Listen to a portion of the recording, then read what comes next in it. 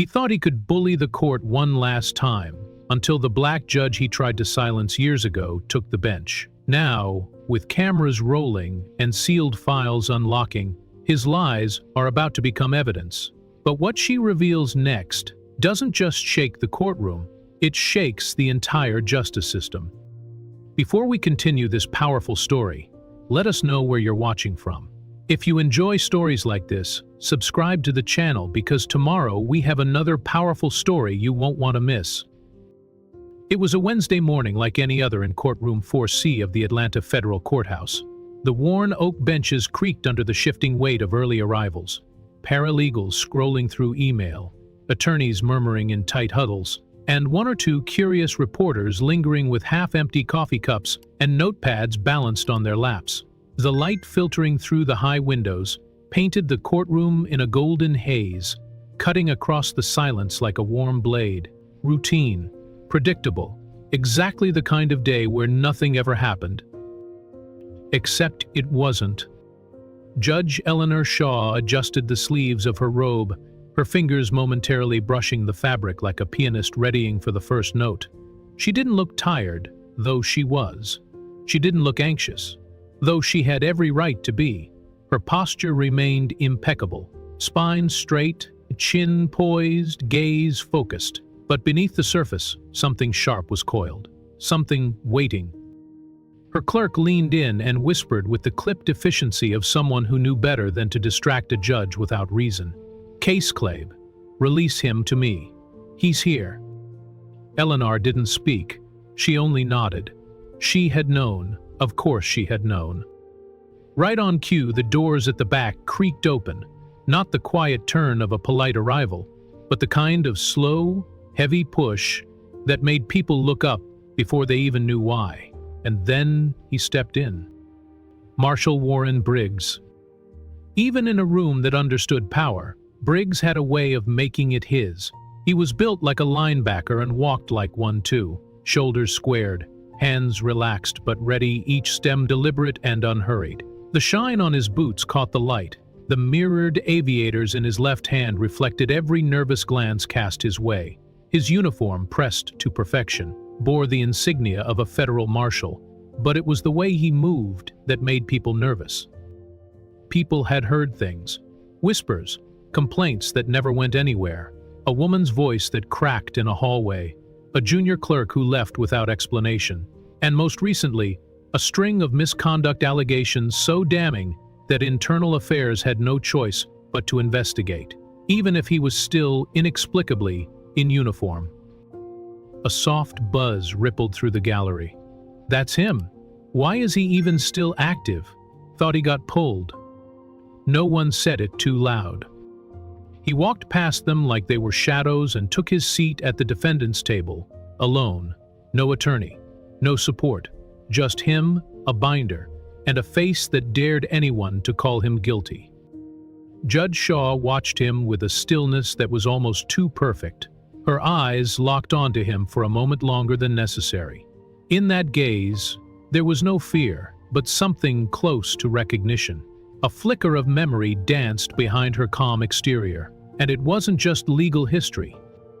It was personal.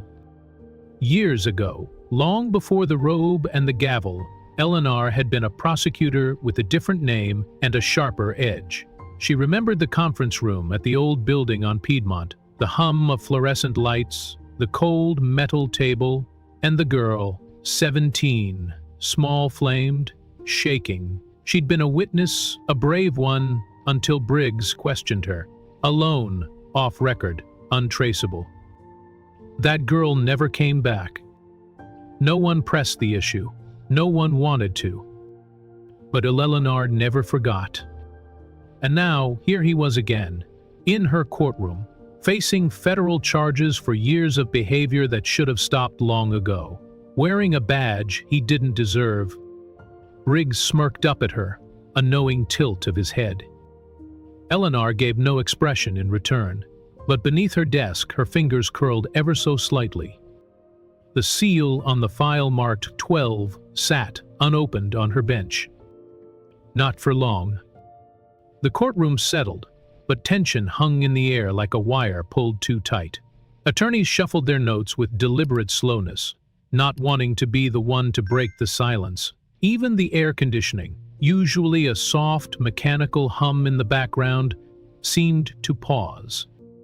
Judge Shaw cleared her throat, calling Case 12 United States versus Briggs, pre-motion hearing. There was a moment, a beat too long, before Briggs stepped forward to the defense table. No lawyer stood beside him. He was representing himself, a bold if reckless move. Or maybe it wasn't reckless at all. Maybe it was calculated. He knew the system better than anyone, after all. And maybe he thought he still owned it. "Marshal Briggs," Judge Shaw said, her voice even but edged with steel. "You are here today as the defendant, not as an officer of the court.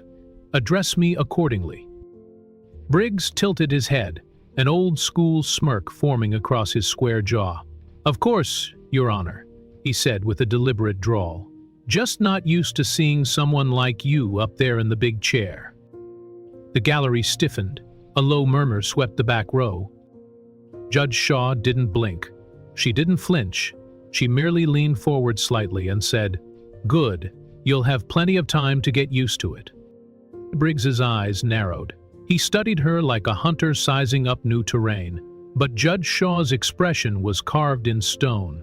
Her years in the DA's office, her rise through the judiciary, the nights spent preparing cases and the mornings spent burying frustration beneath professionalism, they'd all trained her for this. She turned to the sealed manila folder on her bench. Every eye in the courtroom followed the movement. "Before proceeding," she said, lifting the folder slowly, "this court will take judicial notice of supplemental material submitted under Rule 104. This evidence pertains directly to the question of character, conduct, and continued eligibility for federal service." The folder landed on the bench with a sound that was far louder than paper should make. Briggs's jaw clenched, his right hand twitched. He knew what was in it. Judge Shaw paused, then peeled the seal.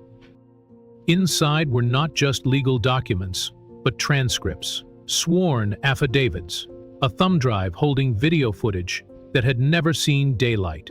She laid out several sheets of paper for the record and handed copies to the clerk, who in turn passed them to the court reporter and opposing counsel.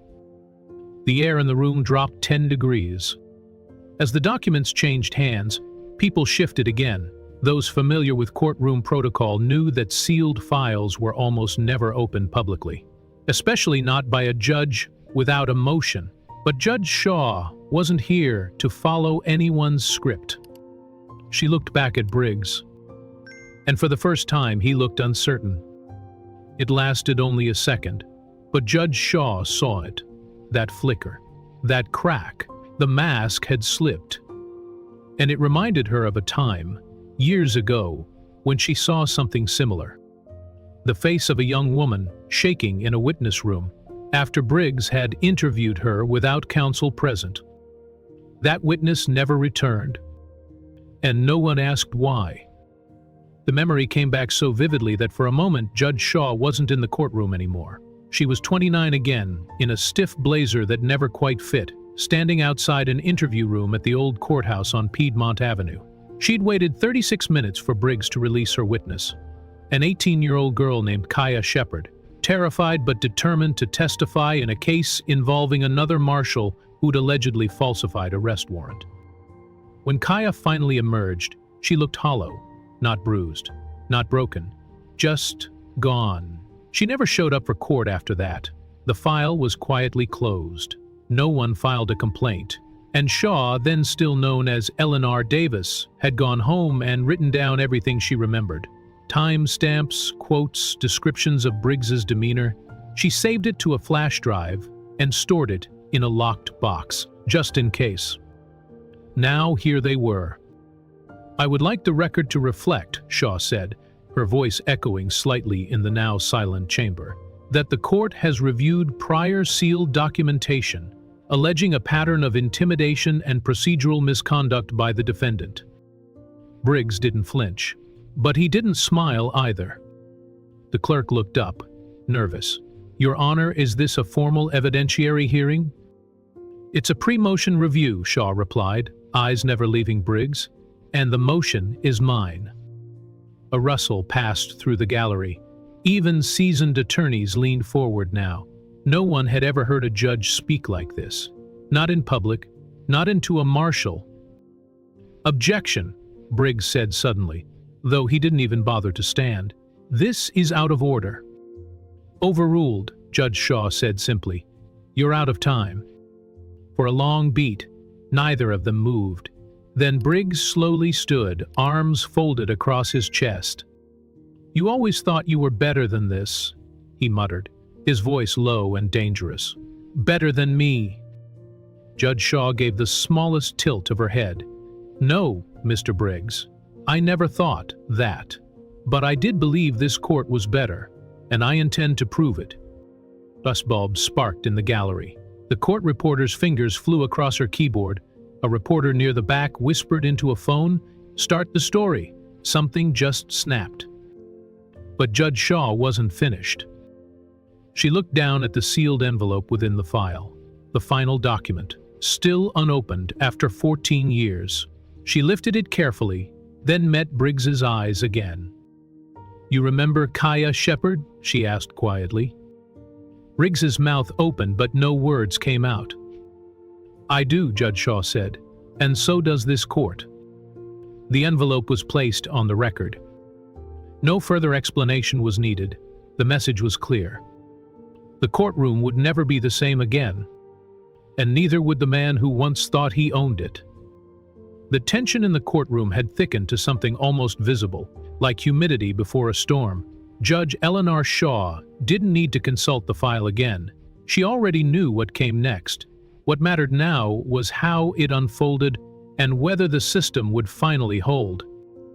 Marshal Warren Briggs rose from the defense table with the slow arrogance of a man who'd never been told no in a way that actually mattered.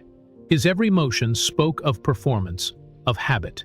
He smoothed the front of his uniform with 2 fingers, adjusted the creases, then walked forward, not to a lawyer's podium, but toward the bench. That broke protocol. Judges didn't entertain unsolicited proximity from defendants, least of all from those under investigation for abuse of authority. The bailiff took half a step forward, uncertain. But Judge Shaw lifted one hand, palm down. "Leave him." Briggs stopped at the foot of the bench and looked up, eyebrows raised in mock innocence. "Your Honor," he said, the words soaked in syrup, "I'd like to request a continuance on this matter. I wasn't properly advised of—" "No," Shaw said evenly, cutting through his performance with a single word. Briggs blinked. A beat passed, then his smile widened. "I beg your pardon," he asked, as if trying to confirm she'd actually interrupted him. Shaw leaned forward slightly. "I'll be handling this matter myself. No continuance, no delay." The lawyers seated at the gallery's edge shifted uncomfortably. Even the assistant U.S. attorney, who had previously deferred to the court's scheduling, now sat up straighter. Everyone sensed it, something unsaid beneath the surface. This wasn't just a legal proceeding. It was a reckoning. Briggs tilted his head, feigning confusion. "Is that so?" "Release," she returned. Relief was calm, measured, controlled, but inside, her blood burned with the memories. She remembered the day the case against that drug informant fell apart. The evidence had been there until it wasn't. Until Briggs signed the transfer form too late. Until the footage showing his misconflict vanished from the archives. She remembered the witness who said she was threatened in the parking garage. No cameras had caught it. No one else would testify. And Briggs? He'd walked away clean, every time. Back then, Elellanar had been just another assistant DA. Ambitious, yes. Talented, but not powerful. Not enough to challenge a marshal who'd been on the job 15 years and had friends in every federal office, from Savannah to D.C. Now she wore the robe. And he had the nerve to step into her courtroom with the same swagger, the same tricks, the same smile. Briggs clasped his hands together in front of him, a gesture meant to look respectful. "Didn't think they let you wear the robe, Ellie." The courtroom froze. No one moved. No one breathed.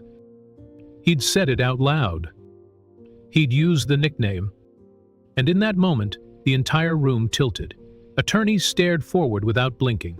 Reporters scribbled faster. The bailiff shifted his weight again, hands at his side. Everyone waited for her response. Judge Shaw didn't react. Not immediately.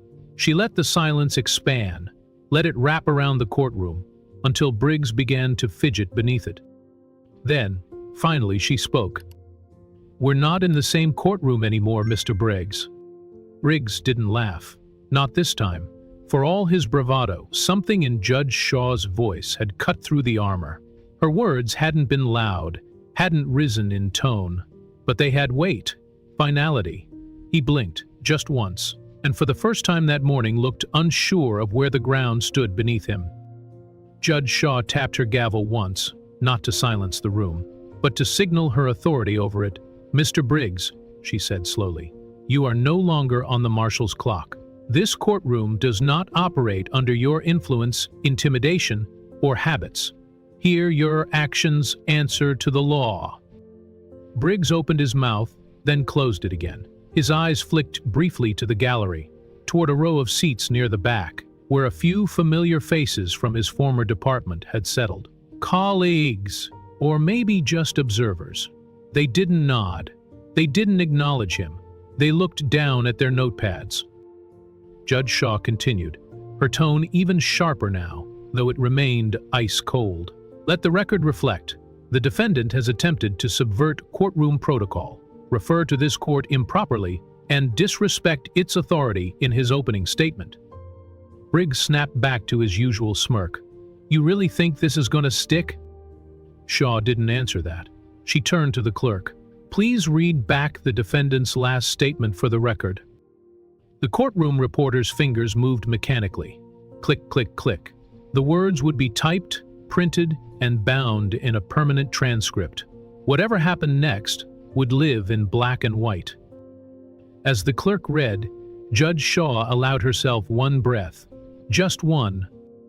She could feel the years compressing behind her temples, the weight of unresolved cases, the faces of victims who never got their day in court. She saw Kaya Shepard again, just a flash of her wide eyes, trembling voice, sitting across from Elellanar in a dingy break room, whispering that Briggs had threatened to ruin her mama's life if she didn't recant.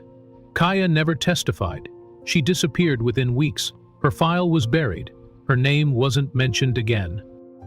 Until today. Shaw turned her gaze back to Briggs. He stared at her with a predator's stillness, calculating, waiting for the next move. "You got a grudge, Ellie?" he asked quietly, words barely above a whisper. "Is that what this is?" "This is justice," she said. "Long delayed." Briggs's eyes narrowed. "You gonna bring up every case I ever worked? Every little accusation? That's not how this works." "You're right," she said. "This court isn't interested in every accusation. Only the ones substantiated by sworn testimony, documentation, and criminal misconduct, which, as you'll soon learn, are not in short supply."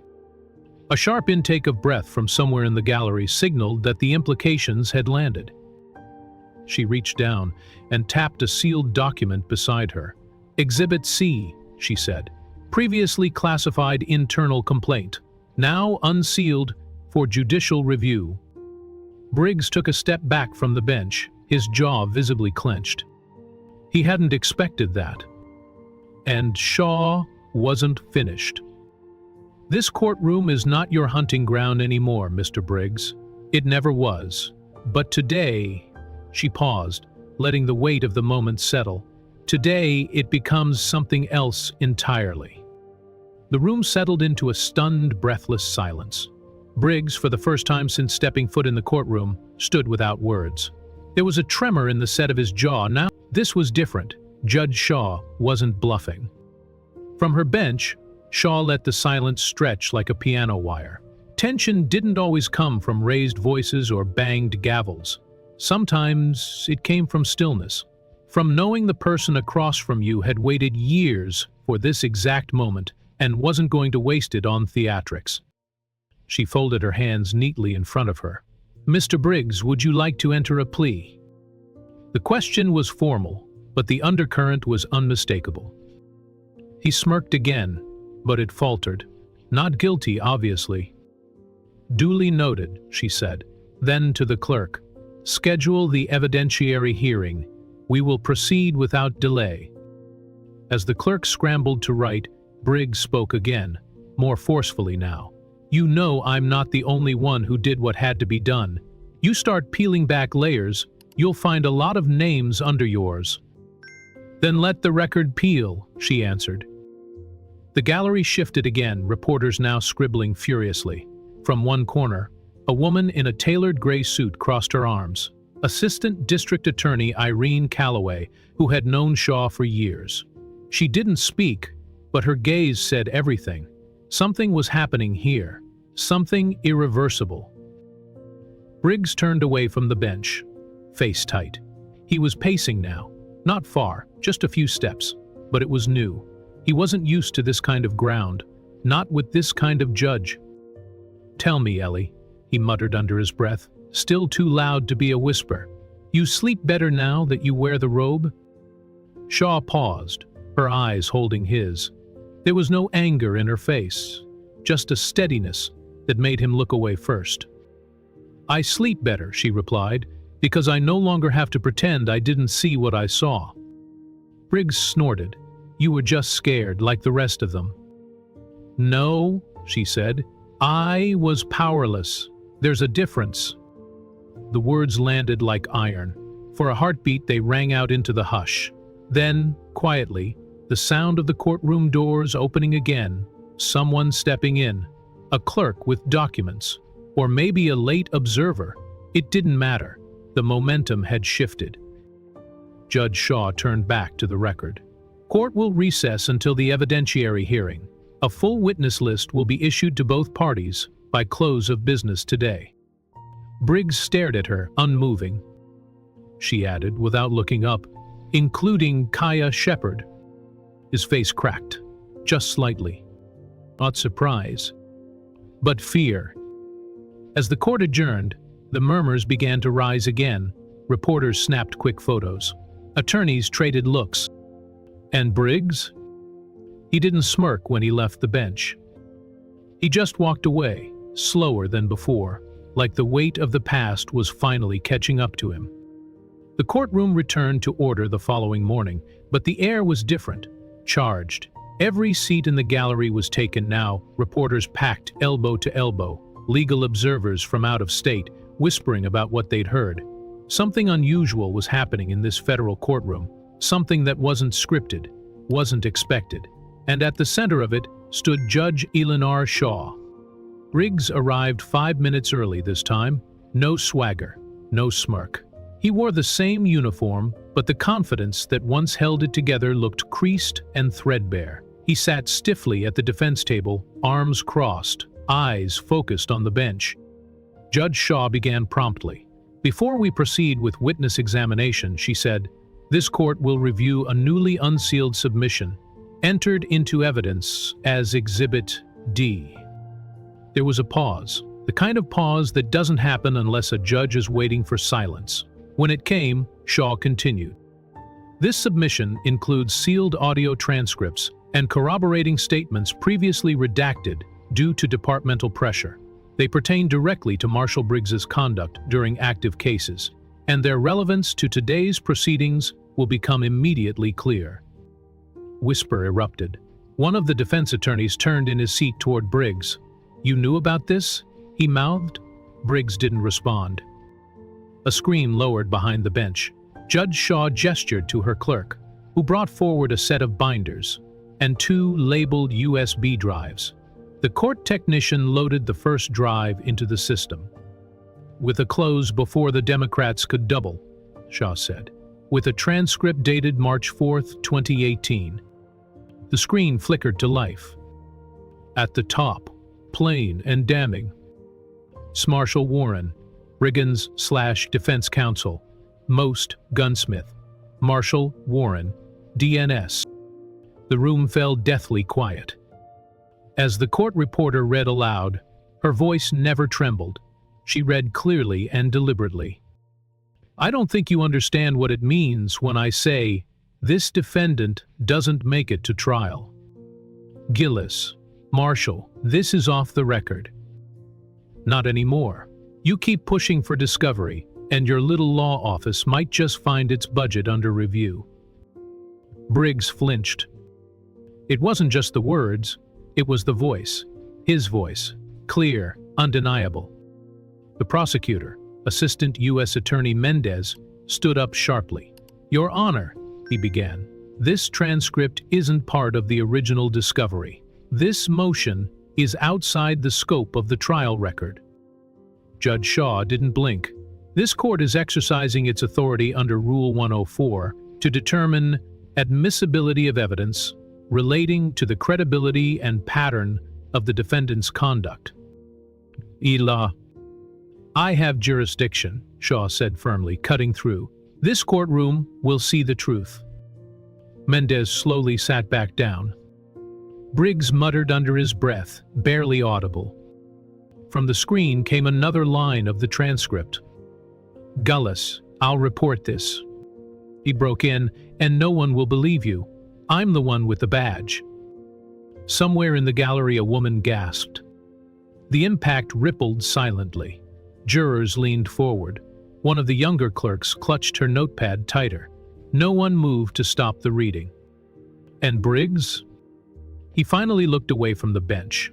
For the first time, he seemed aware that the walls were closing in, not from some vendetta, but from the very system he once used to silence others.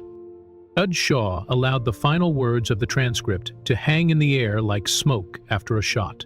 The courtroom had fallen into a heavy, reverent silence, one that acknowledged the gravity of what had just been made public. No objections followed. No one dared to challenge her authority in that moment. Not even Briggs, who now sat frozen in place, his jaw tense, eyes darting between the floor and the screen like he was searching for an exit. "This court will now review the second document," Shaw announced, her voice steady. "Exhibit E, Summary of Internal Complaints, filed by Assistant Public Defender Monica Gillis, including sworn testimony that aligns with the March 4th audio." The clerk handed the folder to the court technician, who projected Gillis's statement on the screen, large, legible, in black and white. "I feared retaliation if I pushed for a misconduct investigation. Marshal Briggs made repeated references to my personal life, my office's budget, and my client's safety. I was told by a supervising officer to let it go for the good of the department. I regret complying. I should have spoken sooner." Briggs's face began to flush. Shaw didn't stop. Miss Gillis's complaint was never processed by Internal Affairs. However, her sworn testimony is corroborated by two other individuals, former legal aide Maria Danzel and investigator Henry Blake. Their statements have been sealed for their safety, but will be reviewed in chambers by both parties before the evidentiary hearing. In the gallery, journalists were now typing furiously. The murmurs were creeping back in, growing louder as every revelation added another layer of rot to the system Briggs had served. Briggs's attorney finally stood, struggling to reassert some control. "Your Honor, while we respect the court's authority, we must remind the bench that these documents were not submitted through the proper evidentiary channels prior to today." Shaw nodded slowly. "And I will allow the defense to file a motion to exclude. However, that motion will be weighed against the compelling public interest of the evidence, particularly given the court's discovery that such channels were obstructed by the defendant and his associates." That landed like a hammer. Briggs turned to his lawyer, whispering something. Sharp. The lawyer shook his head, held up both palms. Whatever plan they'd brought into this courtroom was unraveling in real time. "Let's be clear," Shaw said, her tone deepening slightly. "This court is not interested in political theater. We are not here for spectacle. We are here because a man in uniform allegedly used his position to silence attorneys, manipulate outcomes, and shield misconduct. That matters. That reaches beyond this courtroom." She turned back to the clerk. Cue the visual record. The screen changed. Faces. Names. Victims. A digital slideshow began. Photos of men and women whose cases were tied to Briggs's record. Under each photo, a simple label: evidence withheld, case dismissed, witness intimidated, complaint ignored. The audience watched in stunned silence. Briggs sat as still as a statue, but sweat had begun to bead at his temple. For the first time in his career, he wasn't the one holding the narrative. He was the story. And everyone was watching it unfold, frame by frame. As the final slide faded to black, no one in the room dared to move. The silence wasn't just tension now, it was reverence. It was the shared understanding that something foundational had cracked, and they had witnessed it together. The gallery wasn't filled with legal experts anymore. It was filled with human beings, many of them now visibly shaken by what they had just seen. This wasn't a technical hearing anymore. This was a reckoning.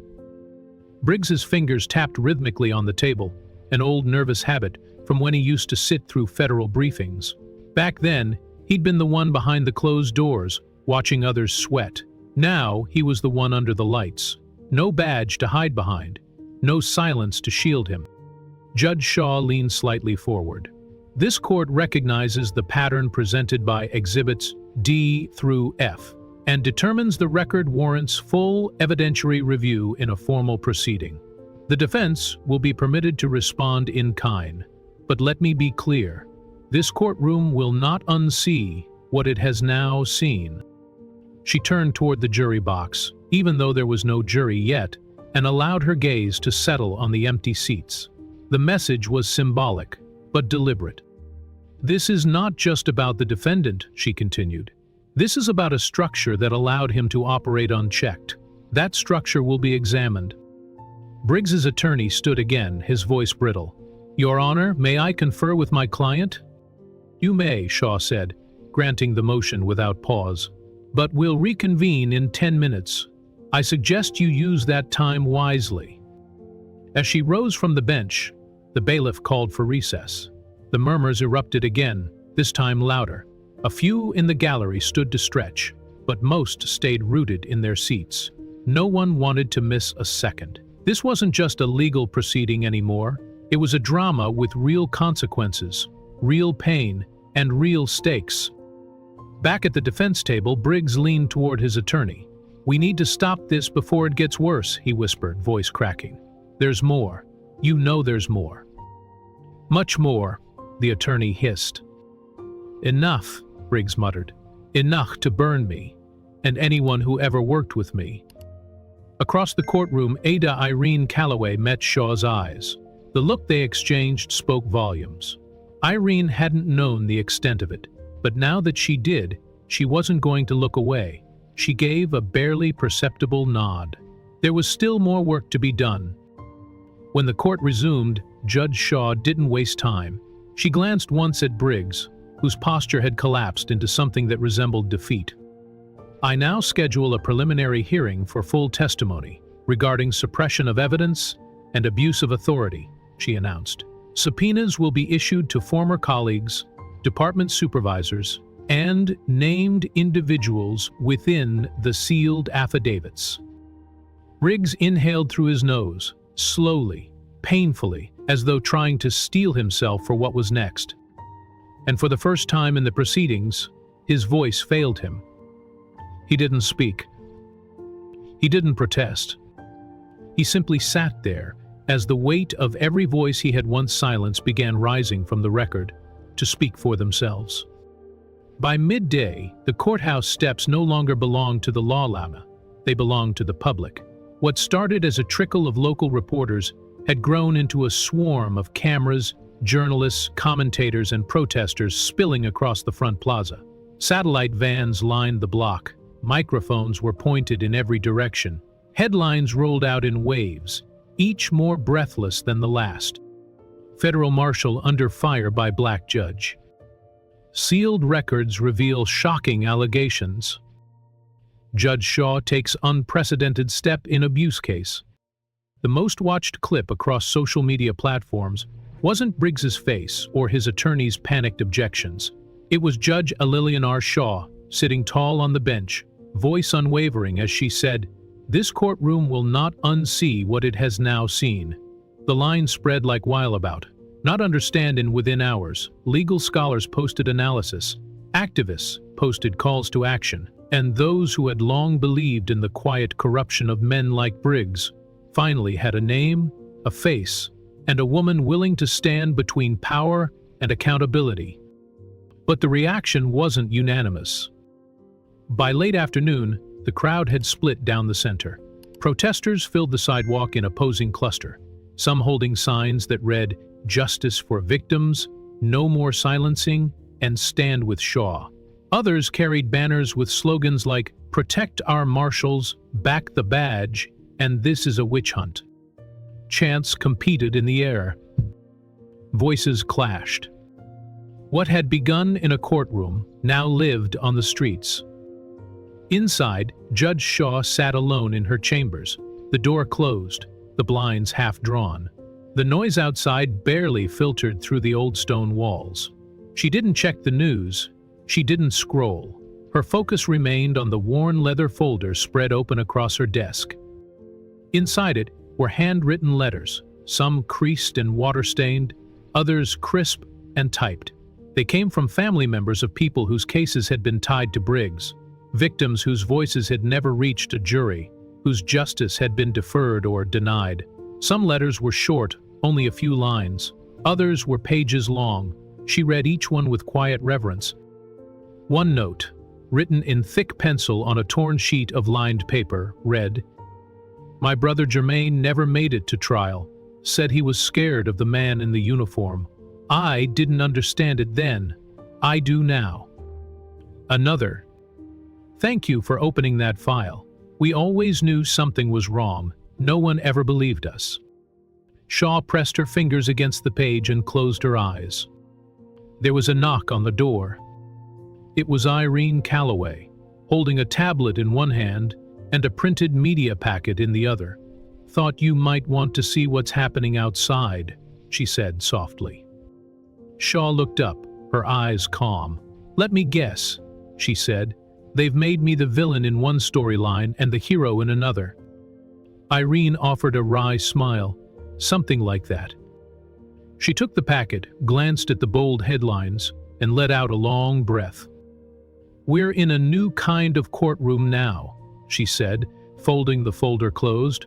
"And out there, truth needs a louder voice than fear."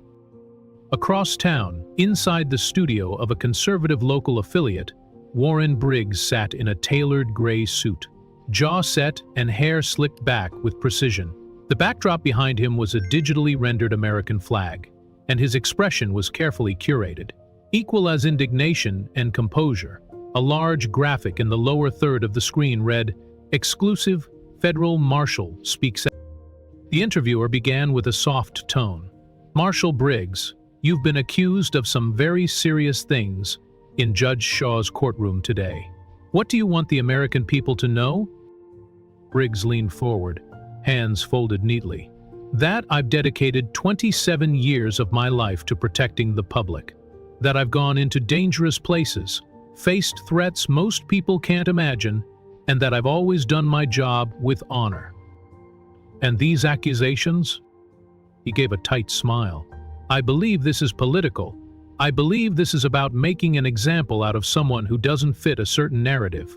I never imagined I'd see the day when a judge would use her bench to settle old scores." The interviewer pressed gently. "You're referring to Judge Shaw." "I am," he said. "I've known her for years, back when she was just a junior prosecutor. We didn't always see eye to eye, but I respected her. That's why this hurts. I never thought I'd be portrayed as a villain by someone who knows the job I've done." The host gave him a sympathetic nod, and the segment ended with a carefully edited reel of photos showing Briggs in uniform, shaking hands with military personnel and attending community events. No mention was made of the transcripts, the affidavits, or the families. The next morning, clips of the interview flooded certain corners of the internet. Hashtags emerged. Her eyes glittered, but she refused to stam the Brids. Stammed what, Warren? Political commentators seized the moment, spinning narratives of reverse racism, rogue judges, and an overreaching justice system. Back at the courthouse, Shaw didn't react. She had already expected it. That evening, she sat quietly in her study, an old jazz record playing low in the background. Her fingers traced the edges of an old photo of her mentor, Judge Rosalind Hightower, who had passed just 3 years earlier. The frame was cracked on one side, but Shaw had never replaced it. The imperfections made it feel more alive. She remembered a night from decades ago, back when she was fresh out of law school, and still doubting whether she belonged in rooms built by men like Briggs. Rosalind had poured them both a glass of wine and said, "Truth is louder than fear. You won't always be able to shout it, but if you speak it enough times, loud, quiet, tired, angry, eventually someone will hear." Shaw let those words echo in her mind. She had spoken the truth. She had given it a voice. And now it was echoing in every direction, through headlines, hashtagged, living rooms, and courthouse steps. But it still needed more. Not just volume. Conviction. The courthouse grounds had transformed into a battle blind of beliefs. Protesters now stretched down the entire block, guarded by rows of police attempting to maintain peace. There were camera crews everywhere, national and international. Shaw's courtroom had become more than a legal stage. It had become the nation's mirror, and not everyone liked the reflection staring back. Inside her chambers, Judge Shaw sifted through new legal briefs, while the muffled sounds of protest filtered in. She paused occasionally, not to rest, but to recalibrate.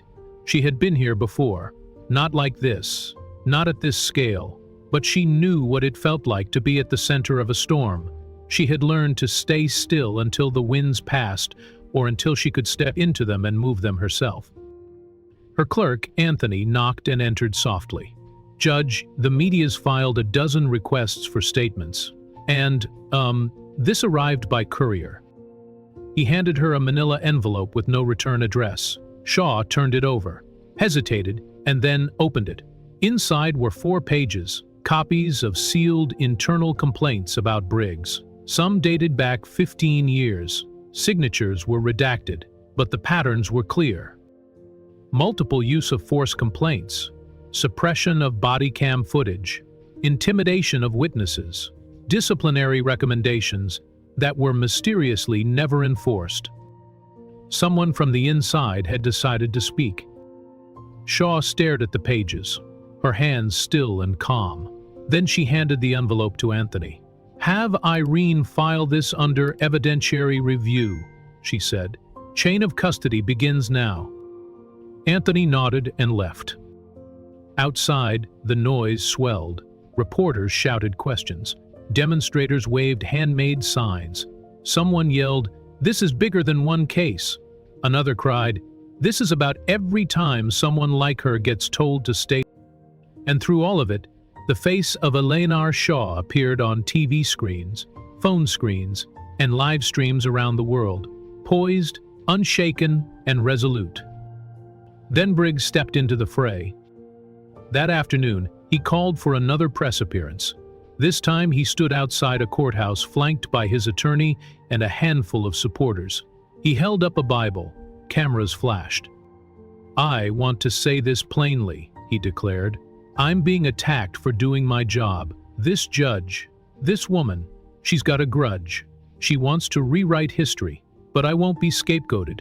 Not now. Not after all I've done for this country." It was theatrical.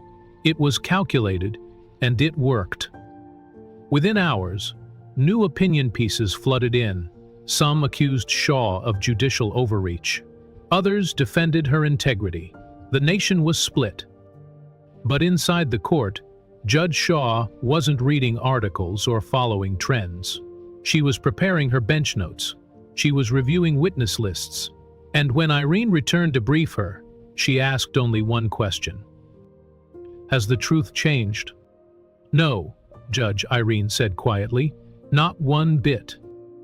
Shaw closed the folder in front of her. Then neither will I. Outside, the storm roared louder. But inside, the ground beneath her feet had never felt more solid. And in that moment, with the weight of public opinion pressing against the courthouse walls, Judge Elellanar Shaw stood still, not because she was unmoved, but because she was unshakable. The courtroom was packed tighter than ever. Every seat was filled. Reporters, law students, curious citizens, and off-duty officers sat shoulder to shoulder, the air thick with anticipation. Word had gotten out that Judge Shaw had something unexpected planned for today's hearing, and the public wanted to witness it firsthand. Marshal Briggs sat at the defense table, his arms folded, face set in stony contempt.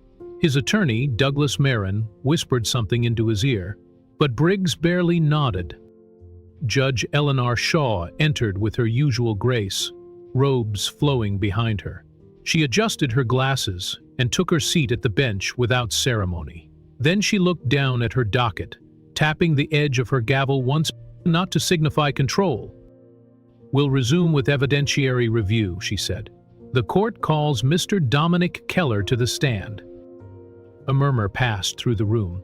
Keller, that name wasn't on any of the pre-file witness lists. A young man in his late 30s stepped forward, dressed in a dark suit that didn't quite fit right. His hands trembled as he took the oath.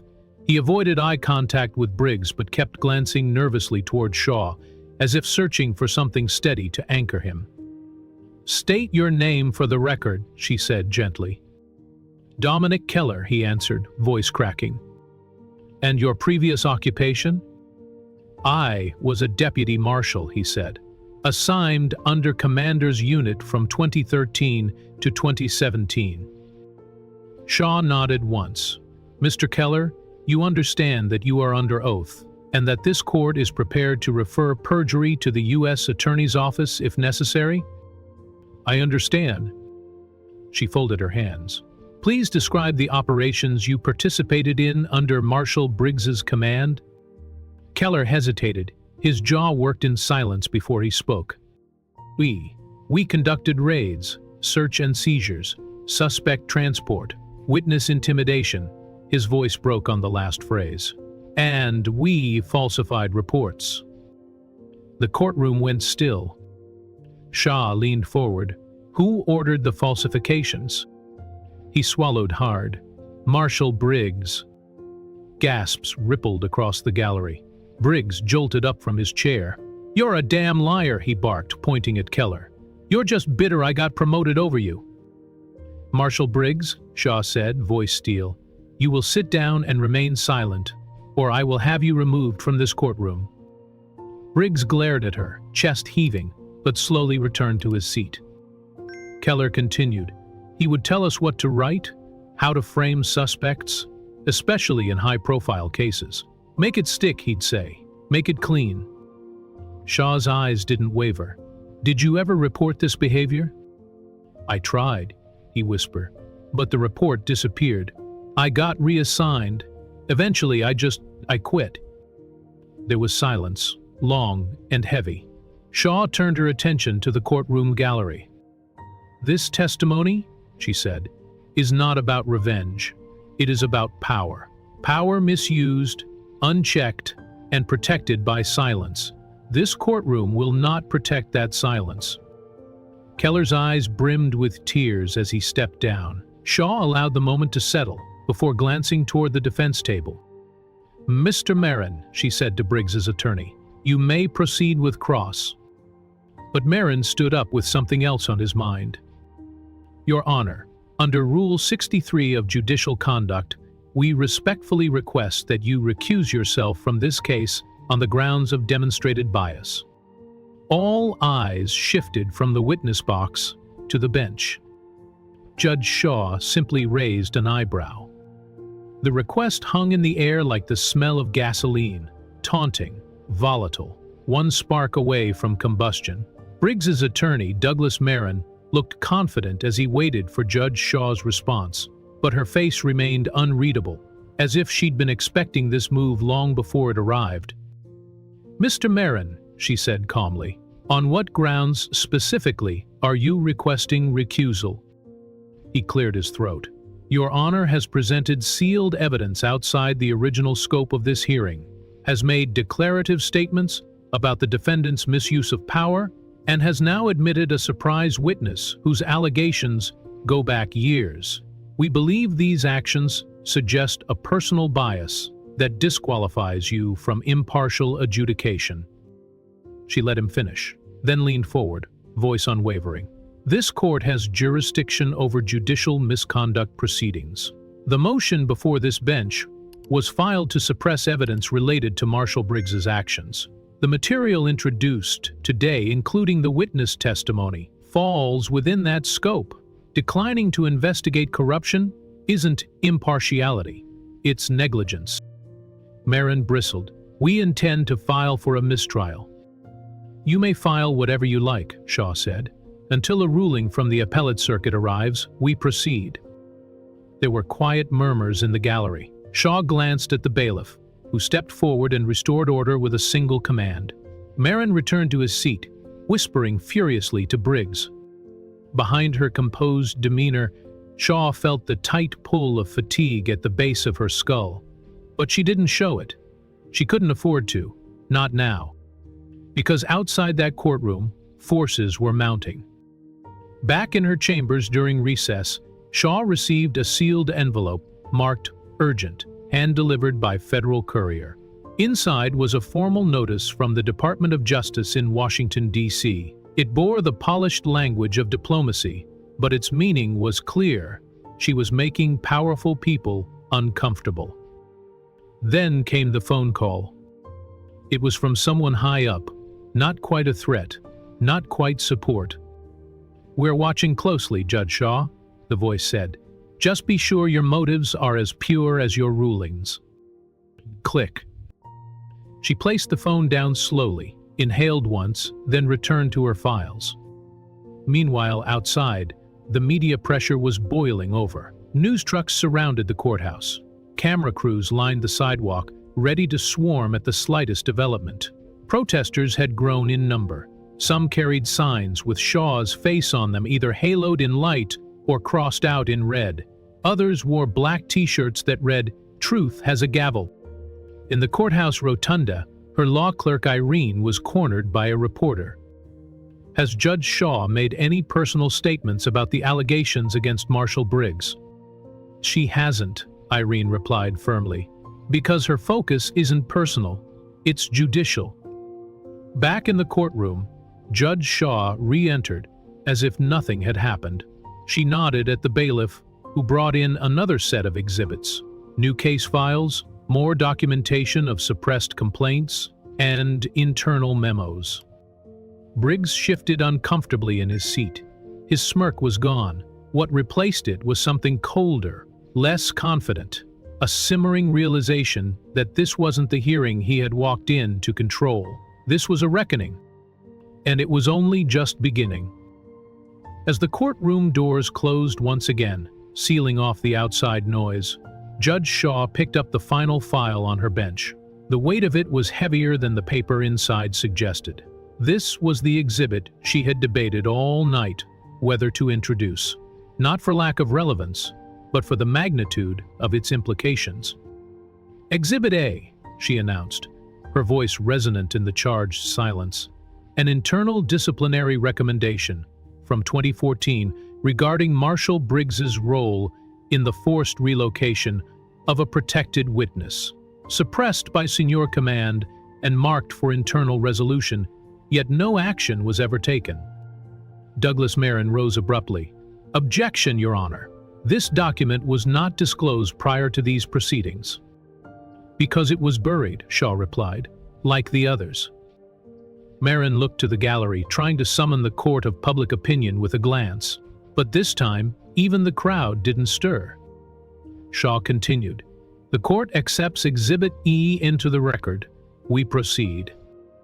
Briggs sat back, stone-faced but boiling inside, his fists clenched at his sides beneath the table. He could feel control slipping away, inch by inch, each new revelation peeling away the carefully built narrative he had lived inside for years. Outside the courtroom, news alerts flashed across phones nationwide.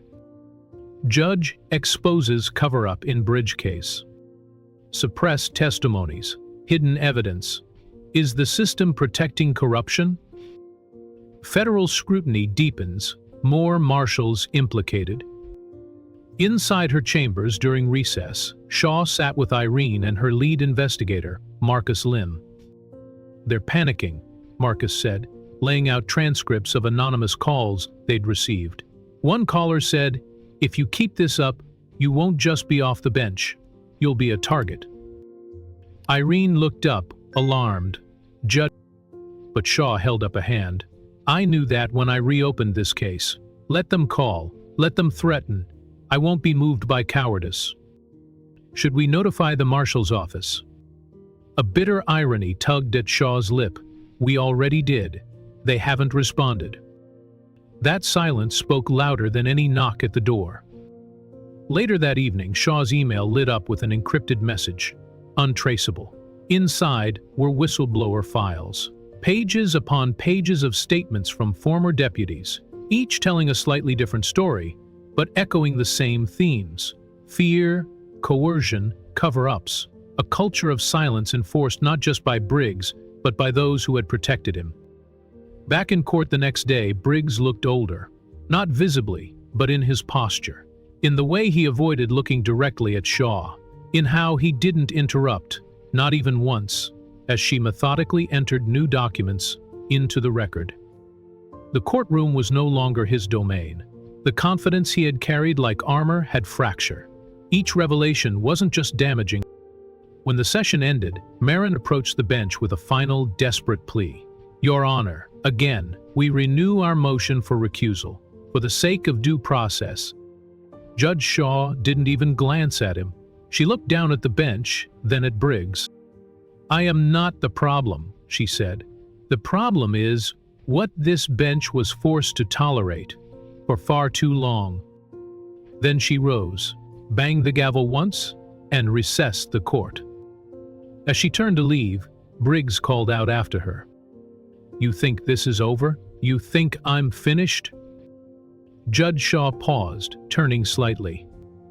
"No," she said. "I think, for the first time, you're finally being seen." The hallway outside Judge Elellanar Shaw's chambers was dim, lit only by a pair of aging sconces that flickered when the building's old wiring surged. Security was light, deliberately kept that way to maintain decorum. But in that silence, in that lull between hearings, a door creaked open that should have stayed shut. Marshal Warren Briggs didn't knock. He just entered. Shaw was seated at her desk, reading a handwritten letter from a victim's family member, one of many she had received since the hearing began. Her head rose the moment she heard the sound. Their eyes locked. Air changed. "What are you doing here?" she asked evenly, not rising. Briggs didn't answer right away. He closed the door behind him without breaking eye contact, his boots thudding softly across the wooden floor as he approached. His broad shoulders filled the doorway, but it wasn't his size that threatened. "You think you've won something," he said. "I think the process is working," Shaw replied. He scoffed. "You think exposing me makes you clean? You think this ends with me?" "No," she said. "I think you're the beginning." Briggs leaned over the desk just slightly. "You know they're watching this circus. The Marshal climb, the oversight, the old boys club. You're burning bridges you don't even know you're crossing." She didn't blink. "They already tried to silence me. 14 years ago, when you led a botched raid that left a witness bleeding out in a stairwell because she testified against your friend." His jaw tightened. "You think I forgot?" she continued, her voice still quiet. "I buried that memory so deep, I almost convinced myself I imagined it. But I didn't. I kept the file, I waited, I watched." She reached to the drawer of her desk and unlocked it slowly, deliberately. From it, she pulled a brown file with a torn corner and a faded post-it note stuck to the cover. Her handwriting, the date, the name of the witness, Tanya Rios. "He begged for protection," Shaw said, opening the folder. I gave it to her. But you found her anyway. I knew it. I just couldn't prove it." Briggs said nothing. His expression didn't change, but the color in his face shifted, just slightly, and his eyes darted to the folder. "You don't have anything solid," he finally muttered. "I have enough to reopen the internal complaint," she replied. "And I have her brother's testimony. Finally, after all these years, he saw who dragged her out of that safe house. He was just a kid." They scared him silent. "But he remembers." Briggs stepped back. "You don't know who you're messing with." Shaw stood now, slowly, gracefully. "No, Warren, you don't know who you're messing with. You walked into this room thinking you were the wolf, but you didn't realize. You're standing in my den." Briggs didn't answer right away. He turned toward the window of her chambers, where the blinds were drawn, but streaks of daylight pressed through, illuminating dust motes between them like a haze of old ghosts.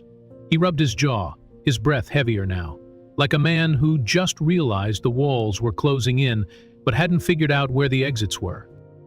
"You were fresh out of law school," he finally said. "Smart, ambitious, overconfident. I remember. Always walking into rooms you didn't understand." "I understood perfectly," Shaw said from behind her desk.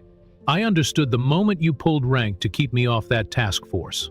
I understood every time your reports showed up edited, incomplete, and I understood exactly who you were when Tanya ended up dead 3 days after testifying." Briggs turned around slowly.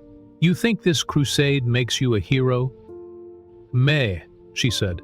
"I think it makes me honest."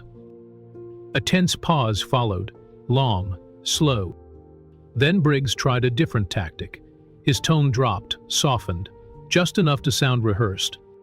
"Look, you and I both know this system isn't clean. It never was. You survived it because you played the game. So did I."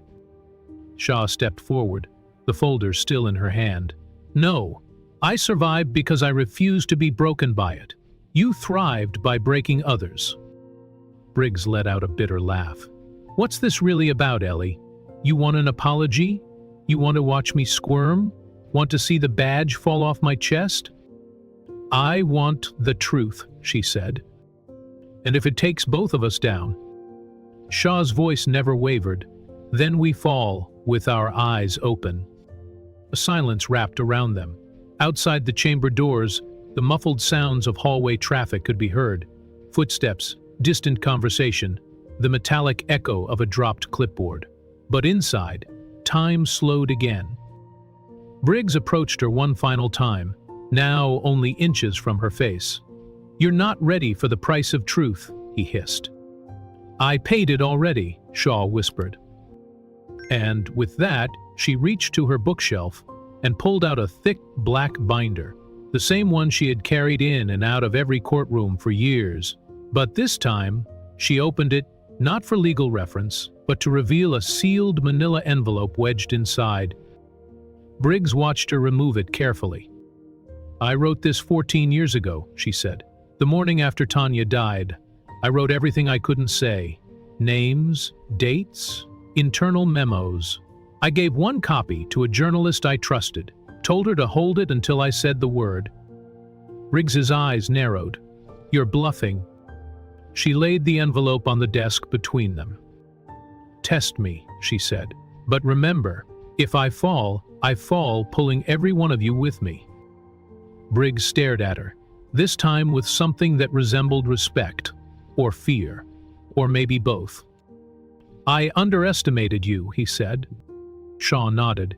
"You always did." He didn't say goodbye. He just turned and walked out, slowly, controlled, but with the heavy gait of a man realizing that power wasn't armor anymore. It was exposure. And as the door clicked shut behind him, Shaw looked down at Tanya's file. Then, for the first time in years, she let her shoulders sag, just for a moment.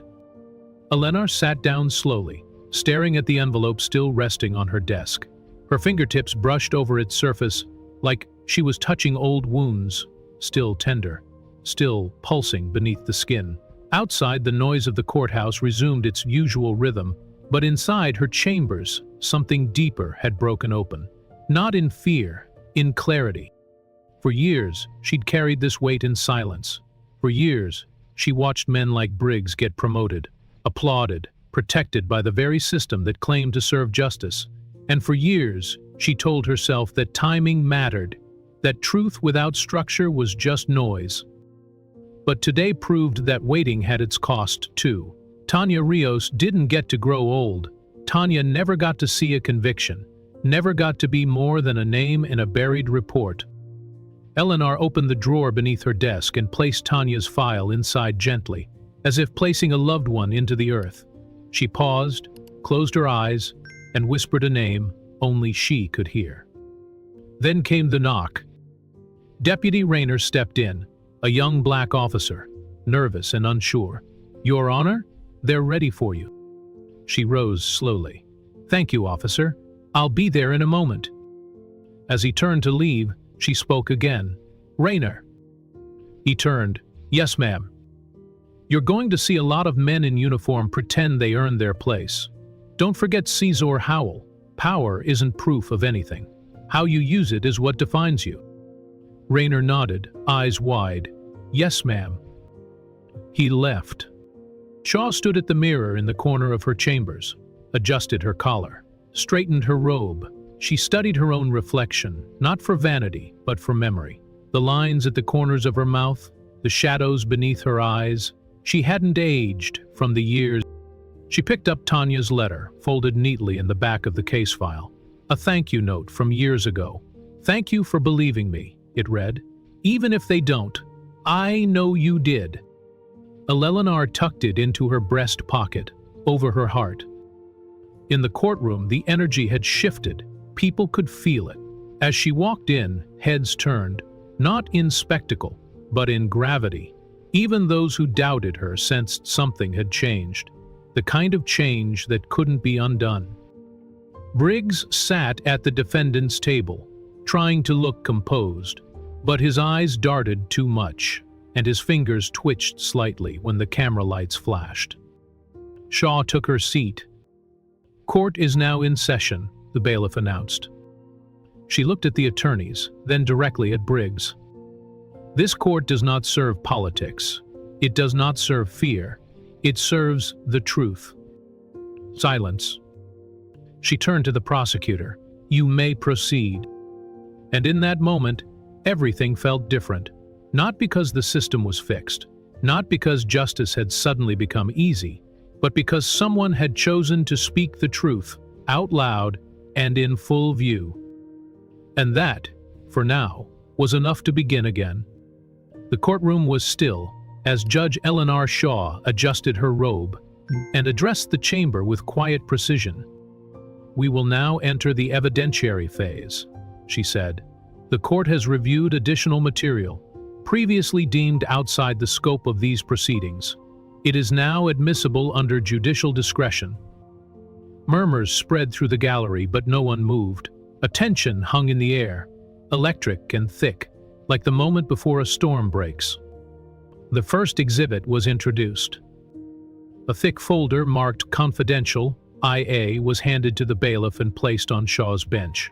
She opened it slowly, reading the top line silently, then nodded to the court clerk.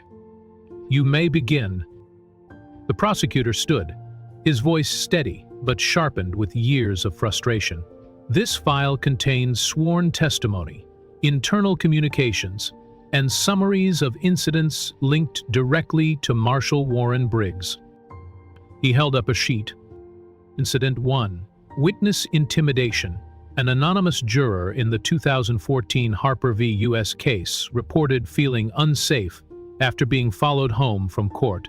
Security footage later showed Marshal Briggs's vehicle circling the neighborhood twice. Briggs stared forward, unmoving. Incident 2. Suppression of evidence. In 2017, a sealed report shows that evidence related to Officer Delgado's brutality case was never submitted to the court. The chain of custody ends with Marshal Briggs. Gasps rippled across the courtroom. "You heard them too? Flake complaints about racist comments, no closed, no follow-ups. no accountability. Judge Shaw remained impassive, but her hands clasped together firmly, knuckles pale. The prosecutor wasn't finished. "We also have this," he said, raising a document. A member, Internal Affairs, dated February 19, 2018. It details misconduct, perjury, witness tampering, and direct obstruction of justice. It was labeled "for review only" and never followed up. He walked the memo over to the bench. Judge Shaw scanned the lines. This document was never introduced in any hearing. It was buried by a deputy director who later received a promotion. At that, a hush fell over the room. Briggs's face twitched slightly. The prosecutor turned toward him now, directly. "Mr. Briggs, this is your record. Do you wish to deny these events?" Briggs opened his mouth, but no words came out. Instead, his attorney stood, his face pale, his collar loose, his hand trembling slightly. "Your Honor," he said, his voice cracking, I cannot continue to represent this client. I was not aware of the full breadth of these accusations. I respectfully move to withdraw from this case." Briggs jerked his head toward him in disbelief. "You coward," he hissed. Shaw tapped the gavel once. "Motion granted. This court will appoint new counsel for the defendant." Briggs lunged to his feet. "You set this up. You had it in for me since the start." Shaw didn't blink. "The truth doesn't require choreography, Mr. Briggs. It only requires time." And finally, feeling, the gallery broke its silence. A woman began to cry. A man whispered, "I knew it. I knew he was dirty." Others stood and left, overwhelmed. The room was no longer just a courtroom. It had become a reckoning. Judge Elellanar Shaw waited for silence to return before continuing. Her voice remained contested, deliberate, untouched by the emotion rippling through the room. "Record will reflect the withdrawal of defense counsel. The court will proceed with an evidentiary review until new representation is confirmed." She motioned for the next document. The prosecutor stepped forward again, this time with a flash drive. "With the court's permission, we'd like to play a short audio clip recorded by a court reporter in 2019. It was never submitted into evidence at the time due to an administrative override." Shaw nodded. "Proceed." The clerk inserted the drive into the courtroom system, and the speakers crackled to life. Static gave way to muffled voices. One male, one female. The male voice was unmistakably Briggs. "I don't care what the evidence says. You'll file it my way. You're either on this team or you're finished."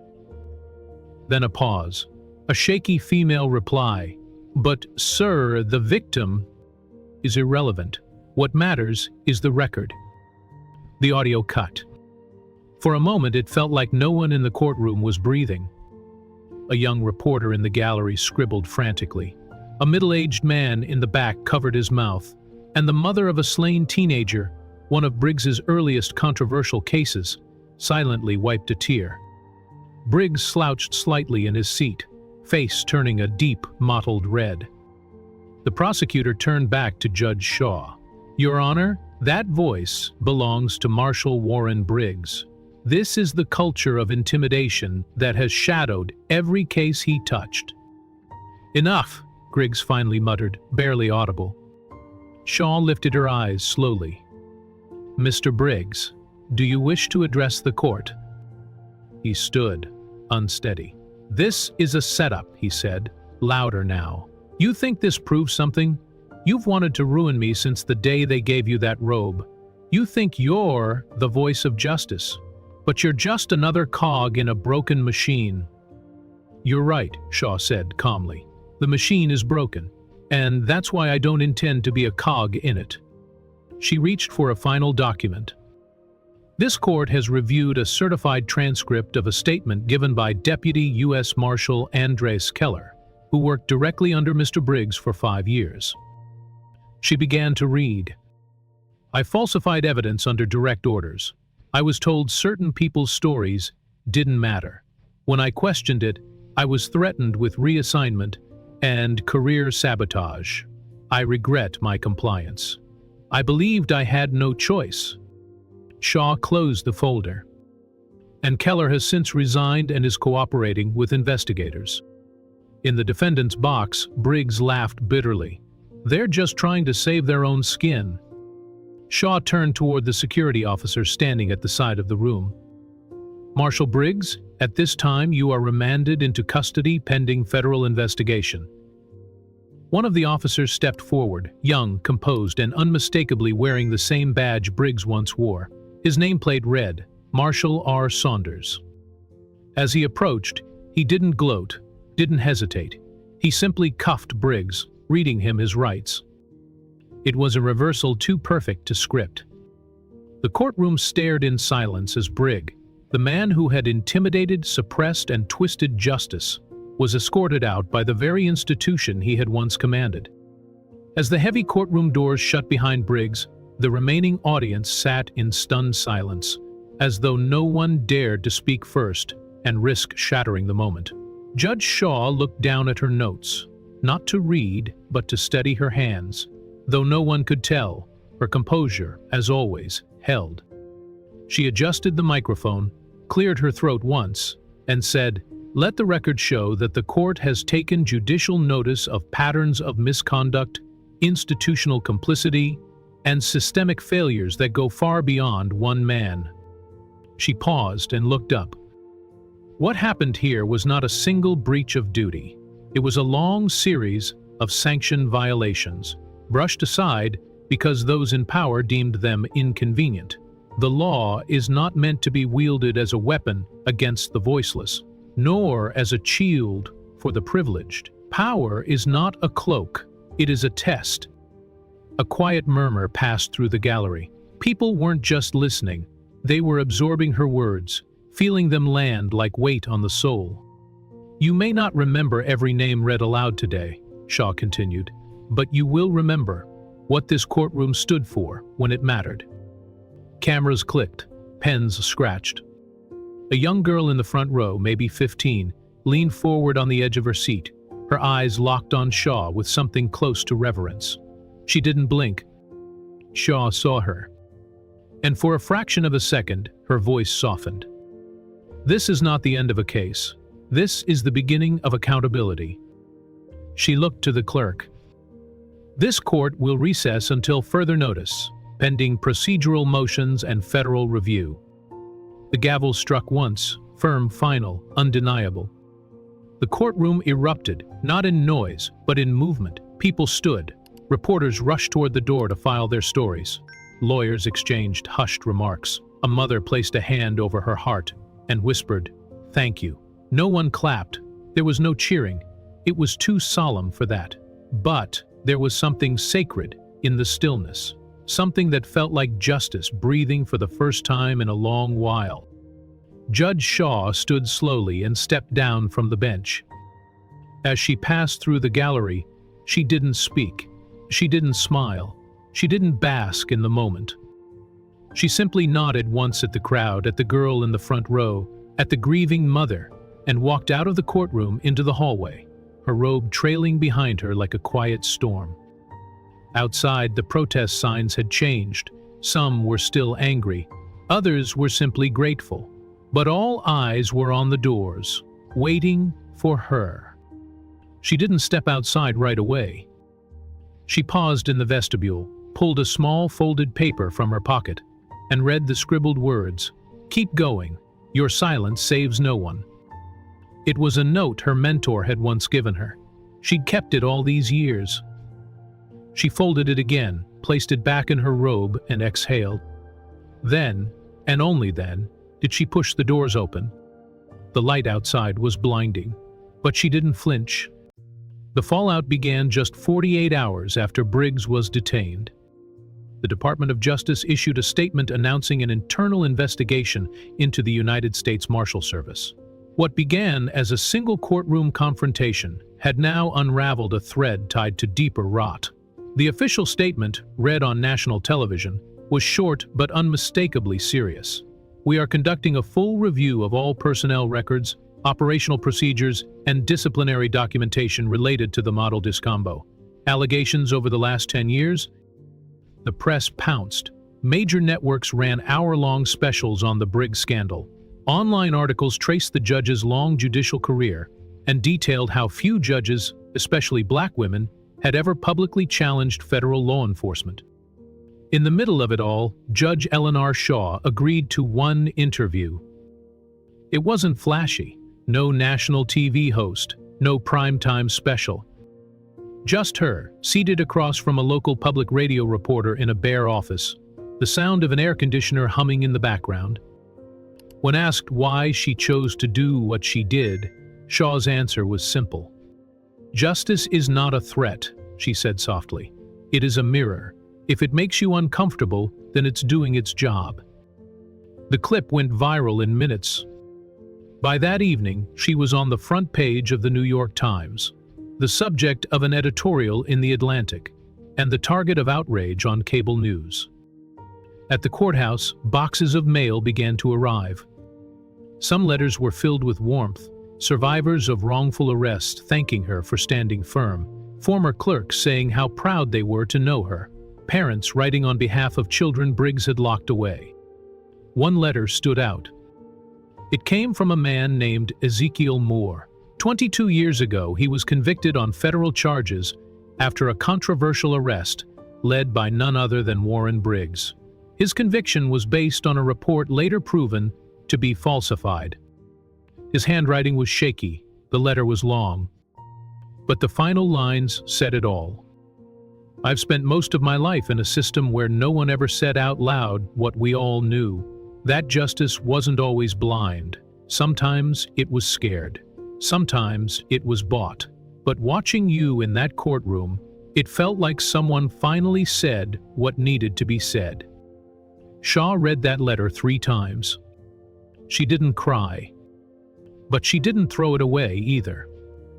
Meanwhile, not all the feedback was grateful. As her interview spread and praise poured in from reform advocates and legal experts, a different wave began to rise. The thin blue line crowd took to social media with fury. Accusations flew. Claims that Shaw had staged the hearing, that the evidence had been doctored, that she was part of a leftist conspiracy to dismantle law enforcement from within. Some of the backlash was grotesquely personal. Photoshopped images, death threats, anonymous voicemails calling her a traitor in her own robe. Still, she kept working, kept showing up. Because, as she'd once told her mentor, you don't stop just because they scream louder than the truth. The backlash wasn't limited to online mobs and anonymous threats. Conservative cable outlets ran hour-by-hour updates on Judge Shaw's background, looking for anything they could twist into a scandal. They found nothing. No ethics violations, no controversies, no questionable rules. Still, they pushed a narrative. Activist judge wages war on law enforcement. One panelist sneered during a segment, "If this is the face of impartial justice, then God help us." But others pushed back harder. A group of 22 black female judges from across the country released a powerful joint statement. "We stand with Judge Elellanar Shaw. Her commitment to the law, to truth, and to accountability is not radical. It is righteous. In a system too often shielded by silence, her courage gives voice to what justice truly requires: transparency, integrity, and a refusal to look away." That statement struck a chord. It circulated quickly, reposted by civil rights attorneys, former public defenders, military veterans, and even sitting members of Congress. It wasn't just a defense of Shaw, it was a rebuke to those who used patriotism as a shield for impunity. In Chicago, a law school held a town hall, Judicial Courage in the Face of Institutional Power. Shaw's name opened the discussion. In Atlanta, a church sermon quoted her directly, "Justice is not a threat, it is a mirror." And, in Washington, D.C., senior officials at the DOJ privately began circulating a memo that confirmed what many suspected. Briggs wasn't the only one. His name appeared on internal lists that matched open complaints, whistleblower reports, and dozens of sealed memos never acted upon. A reckoning was coming. Inside Shaw's chambers, however, things remained quiet. She refused all new interview requests, canceled public appearances, and didn't respond to media requests for comment. Instead, she turned inward.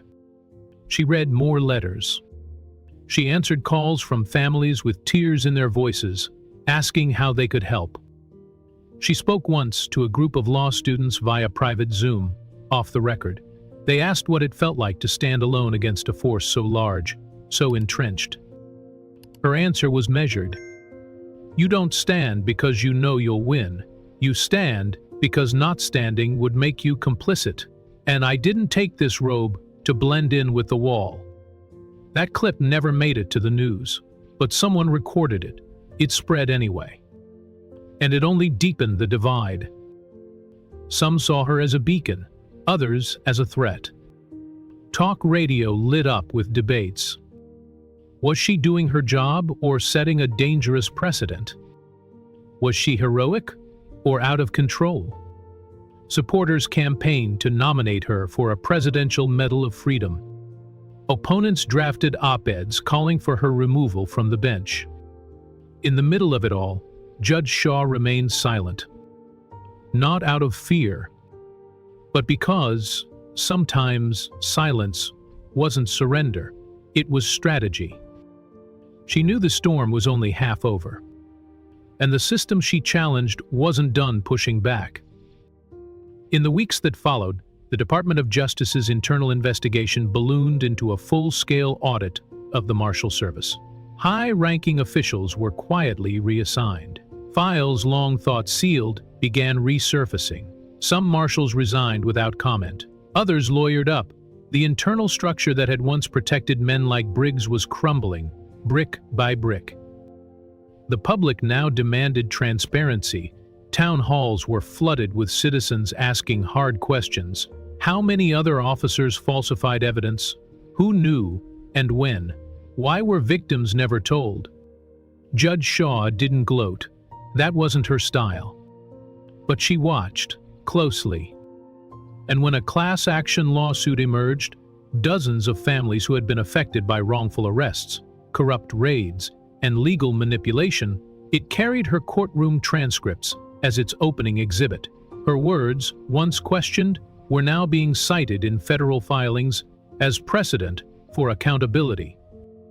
One moment captured the emotional pulse of the nation. A clip went viral from a courthouse in North Carolina, where a teenage girl who'd once been placed in juvenile detention based on a tampered report cried as she held up a photo of Judge Shaw and whispered, "She made it matter." In the background, others echoed her words. He made it matter. Not everyone agreed, of course. Thin blue line rallies grew louder. In one protest outside a state courthouse, signs read, "Impeach Showhor now," and "Don't let judges play God." Speakers accused her of being a radical dressed in robes, claiming her actions threatened every marshal in America. Still, the tide was shifting. Legal scholars published op-eds in major journals, "The Power of One Bench," "When Judges Refuse to Stay Silent," and "A Jurist's Duty Beyond the Gavel." And in law schools, Shaw's courtroom was now part of the syllabus. Even the Supreme Court, while silent publicly, issued a rare internal memo reaffirming judicial independence, widely seen as a gesture of support. Back at her courthouse, things looked the same on the surface. The steps still echoed with hurried shoes. Clerks still filed motions. Attorneys still rehearsed arguments. But something had changed. There was a mural now in the hallway outside her courtroom, painted by a group of local students. It showed a black woman in a judge's robe standing in front of a cracked wall, with light pouring through. At the bottom, in bold white script, were the words, "Justice doesn't whisper, it testifies." Shaw stood before it one morning, alone, her coffee cooling in her hand. She didn't say much, just stared, because she knew the mural wasn't about her. It was about what happened when one person stopped accepting silence. It was about the power of one courtroom to shake a system. It was about every person who ever wondered whether the truth would ever be louder than the lie. And for the first time since the hearing began, Judge Elellanar Shaw allowed herself to breathe. Not because it was over, but because now it had truly begun. The courtroom was full, but the atmosphere was unlike any other day. Reporters didn't whisper. Lawyers didn't shuffle papers. Even the bailiffs stood a little straighter. All eyes were on the defendant, Warren Briggs. He was no longer the towering presence that once strutted through this very courthouse, with his badge shining and arrogance on full display. Now he sat in a dark suit, hands clasped tightly in his lap, shoulders slightly hunched. The swagger was gone. In its place was something quieter. He looked smaller, older. Maybe it was the weight of the charges, or maybe it was the long fall. Judge Elellanar Shaw entered with her usual grace. She wore no expression, just the stillness that had come to define her presence in the months since the hearing. This was not a sentencing hearing born of compromise or a plea deal. This was the final gavel after a public reckoning, a verdict that echoed far beyond the courtroom walls. "The court has reviewed the findings," Shaw began, her voice clear, unwavering. "Mr. Briggs, you have been found guilty of obstruction of justice, abuse of power, and multiple counts of witness intimidation. These actions not only violated the law, they undermined the very trust this country places in those who serve it." Briggs shifted, not defiant, not resigned, just quiet, for once. "You are hereby sentenced to 20 years in federal prison," Shaw concluded, "without the possibility of parole." Gasp echoed softly around the room, not out of shock, but because the weight of accountability had finally dropped. Briggs didn't speak. He didn't turn around. He didn't ask for mercy. As U.S. Marshals led him out of the courtroom, ironic, almost poetic, he glanced once at Judge Shaw. There was no fire in his eyes, only the faint, ghostly outline of a man realizing the story had closed on him. Shaw didn't look back. She stood. And for the first time since the trial began, the courtroom stood with her. Afterward, in the solitude of her chambers, Judge Shaw found a letter waiting on her desk. It was handwritten on plain stationery. No return address. No name. Just 6 simple lines. "You don't know me, but years ago you ruled against my family. I hated you for it. I thought you didn't care. Now I see you, and I thank you." She read it once, then again. Her eyes welled with something she rarely allowed in courtrooms: tears. She placed the letter gently in her drawer, beside other memento, Ruth's case notes, a faded photograph of her law school mentor, and a folded piece of paper that simply read, "Do not blink." She hadn't blinked. She had stared power in the face and refused to look away. The next morning, the sun was already rising as Judge Elellanar Shaw stood at the gates of a quiet cemetery. The dew still clung to the grass. The wind pushed gently through the oaks above, whispering like an old friend. She walked slowly between the stones until she reached a modest headstone etched with clean, deliberate lines. "Han, Miriam Reeves, defender of the voiceless." She knelt there in silence. Her hands touched the cold stone. Her breath caught. "Good morning," she said softly. "I told you I'd come back when it was done." It had been years since Miriam Reeves had mentored her, had coached her through the thickest fog of disillusionment, and taught her that strength didn't always sound like shouting. Sometimes it whispered. Sometimes it just showed up. That was enough. "I kept my promise," Shaw whispered, "even when I wanted to quit, even when they told me it wasn't worth it." She pulled from her coat pocket the small silver token Miriam had once given her, an old coin flattened by a train track during their first lunch together. It wasn't luck, Miriam had told her. It was pressure, and look what it became. Shaw placed the token beside the flowers she had brought. Tulips, Miriam's favorite, red, white, and purple. "They're saying I'm brave," Shaw continued, voice almost cracking. "But I didn't do this to be brave. I did it because I couldn't stand by anymore." She stood slowly, brushing off her coat. "I hope I made you proud." A few hours later, she found herself back in her robe, seated at a judicial conference surrounded by faces both new and old. There were whispers again, but different ones. Respect had replaced suspicion. Admiration had drowned out resentment. During a break in the session, a young woman approached, barely 23, fresh-faced, holding a worn leather portfolio. "Excuse me, Judge Shaw?" she asked, her voice tentative but steady. Shaw looked up. "Yes. Monica Davis. I'm a third-year law student, and I just wanted to say, Monica," her words faltered before she pressed forward, "I became a lawyer because of you." Shaw didn't respond immediately. Monica's voice softened. "I saw the trial. I watched every day. The way you handled him, Greg's, and everything they threw at you.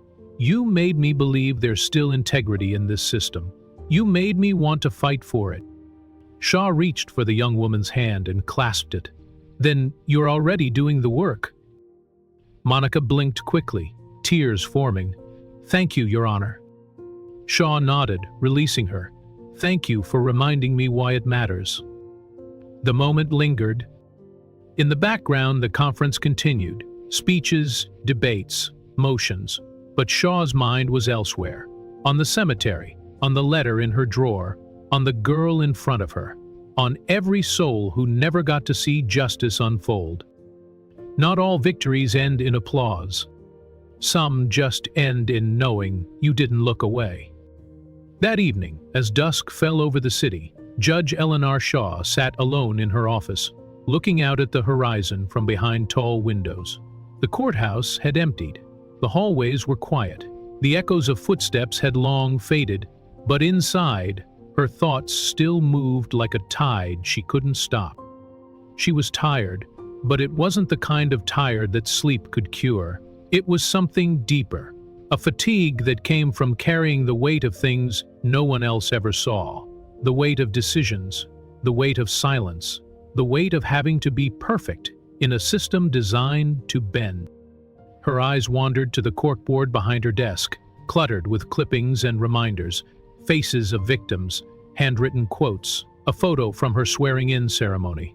She stood, reached up, and pinned one final item in the center, the anonymous letter she had received that morning, the one that said, "We see you now, and we thank you."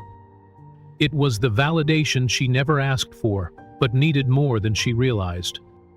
There was a knock at her door, a gentle one.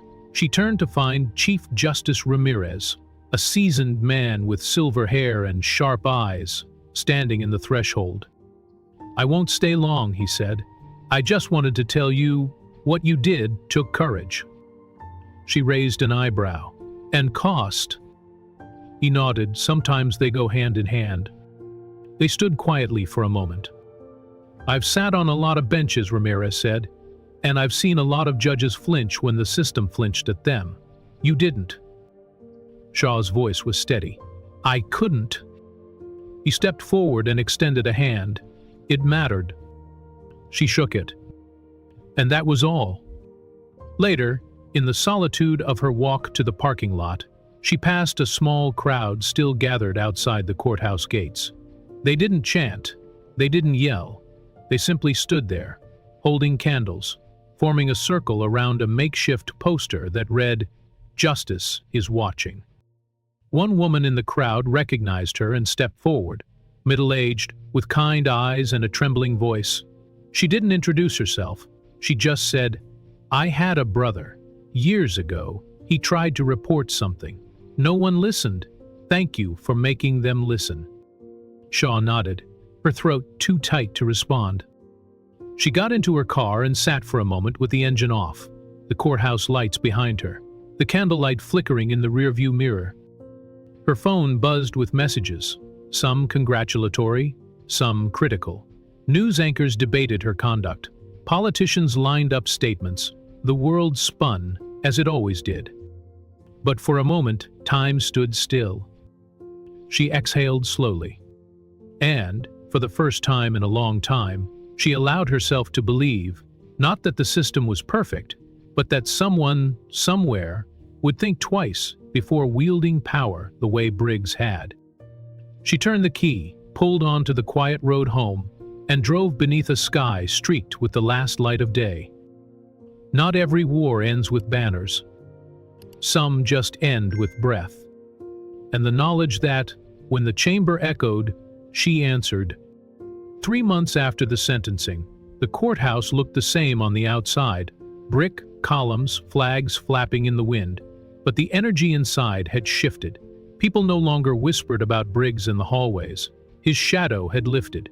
What filled the silence now was possibility. The question of what came next. Judge Elellanar Shaw stood in front of a modest crowd in a community legal center just 2 blocks from where she had presided for over a decade.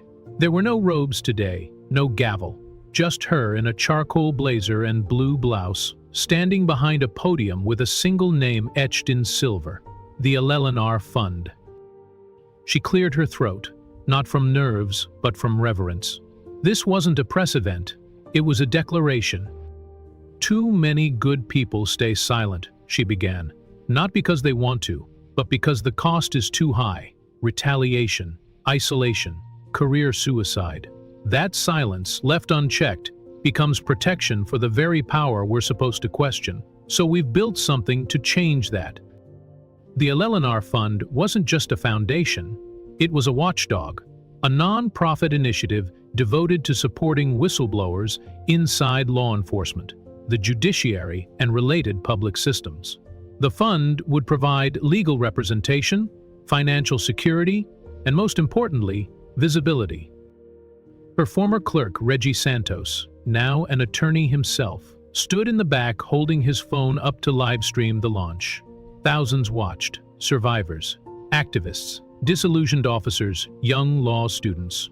People who had followed Shaw's trial, not just because it was dramatic, but because it had exposed something deeper, the rot behind the rituals of power.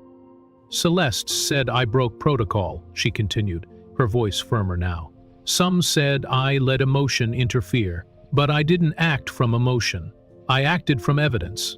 And when evidence was buried, I acted from duty. There was no applause, not yet. The room was too focused, too held in the moment.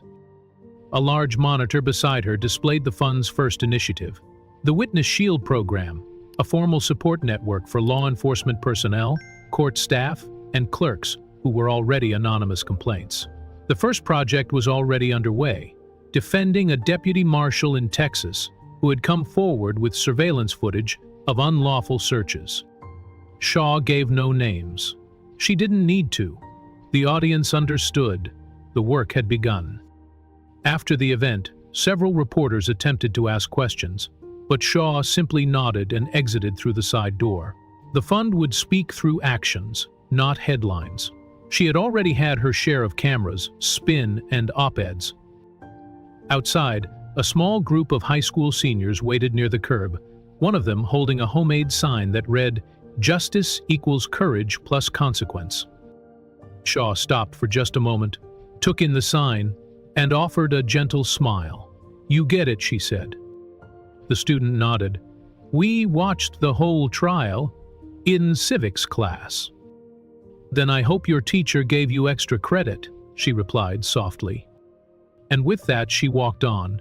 No motorcade, no security detail, no flashing lights. Just a woman walking the streets she swore to protect, this time in a different way. A week after the launch, Judge Shaw took her seat in front of a congressional subcommittee on judicial ethics and public accountability. It wasn't the first time she had testified under oath, but it was the first time she'd done so with no legal obligation, only moral. She wore black, not a robe, not out of mourning. Black was armor without metal, presence without nose. Across from her sat 7 lawmakers, some allies, some skeptics, all watching closely. "Judge Shaw," one of them began, a silver-haired senator from Vermont, "you've been criticized for stepping beyond your role, for turning a courtroom into a platform. What do you say to that?" Her voice didn't rise. It didn't need to. "I say the robe isn't armor, it's responsibility," she said. "We are not there to shield ourselves. We are there to protect the truth." Another senator leaned in. "Some argue your actions have weakened trust in the judiciary." "No," Shaw replied. "Corruption weakens trust. Silence weakens trust. Accountability rebuilds it." The room stilled. Across the country, clips of her testimony spread. College students watched it in constitutional law classes. Civil rights groups caught excerpts and posted them under the hashtag #ProtectTheBench. A new generation saw not just a judge, but a woman who refused to be complicit. Later that evening, back at home, Shaw sat in her study with the window open, the evening breeze rustling through stacks of paper. One was a letter from a retired police chief who had once testified against Briggs, but had been buried in red tape for years. "You made me believe again," the note read, "even if just for a minute." She placed the letter next to the others, hundreds of them now, some typed, most handwritten, some angry, others tear-streaked, all real. Her dog, a small mutt named Miles, jumped up beside her, resting his head on her lap. The world outside her home still roared with controversy, praise, and criticism. But here, in this small moment, there was peace.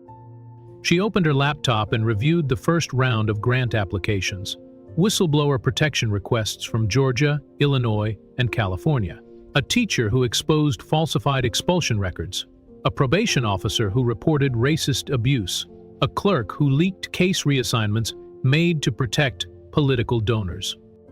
They weren't just stories, they were warnings, and now they had a place to go. A knock at the door pulled her back.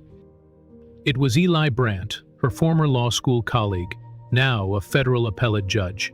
He entered quietly, gave her a small nod, and sat across from her. "You know they're going to try to tear you apart again," he said softly. She looked at him. "They already did," she replied. "What's left is mine to build." Brandt studied her for a moment, then chuckled. "You really never stop." Shaw smiled faintly. "Not when there's more to do." Outside, the sky darkened, but inside the room, light glowed, unflickering, steady. The next day would bring new battles. But for now, there was breath. There was truth. There was the quiet beginning of a legacy built not in marble courtrooms, but in living rooms, classrooms, and handwritten letters from people who had almost given up. And somehow, because of all that had been endured, they hadn't. That Friday morning, the courthouse lobby hummed with the usual rhythm. Clerks in press suits, interns clutching folders, security officers scanning visitors with practiced boredom. But there was something different in the air, a quiet reverence, a hush that passed between people like a shared, unspoken acknowledgement. At precisely 9:00 a.m., Judge Elellanar Shaw entered her courtroom one final time in an official capacity, not for a hearing, not for sentencing, for something far more symbolic. The room was packed, not with defendants or attorneys, but with students, fellow judges, retired civil servants, and 3 generations of one family whose case she had once ruled on with compassion, setting a new precedent in juvenile reform. They didn't come to say goodbye. They came to witness a chapter close, and a greater one begin. She took the bench. Not a single word was spoken. She looked out at the faces before her, some familiar, some new, all expectant. Then, slowly, deliberately, she removed her robe, folded it, and placed it on the bench. A wave passed through the room, not applause, not gasps, just stillness. Then, with no fanfare, no escort, and no press conference, she stepped down. She walked through the courthouse halls alone, past portraits of men who had never imagined her standing in that robe, let alone shedding it on her own terms, past clerks who bowed their heads as she passed, past memories painted into the marble and stone. Outside, a small crowd had gathered, neighbors, supporters, strangers who had followed every moment of her trial against Briggs. Some held signs, "Justice has a name." Others simply stood with their hands over their hearts. She didn't pause for photos. She didn't wave. She walked right past them all. Later that night, she stood at the edge of a rooftop garden overlooking the city. The skyline flickered with life. In her hand, a glass of water. In her chest, a silence deeper than sound. She reached into her coat pocket and pulled out a small folded note written by a 15-year-old girl who had testified in the Briggs inquiry. The girl's words were simple. "Because of you, I want to be brave too." Shaw read it twice, then placed it in a wooden box next to her desk, alongside her judicial ID, a newspaper clipping from the first case she ever prosecuted, and a gavel gifted to her by her law school mentor. Not memorabilia. Reminders. In her final voiceover speech, recorded for the closing session of the Elellanar Fund's opening symposium, her voice rang steady. "Justice isn't what we say," she said. "It's what we protect. Not with titles, not with robes, but with memory, with breath, with action when no one is watching." The screen faded to black, and in that silence, a single image remained. An empty bench, a folded robe, and a gavel that would never again strike to silence the truth, but to summon it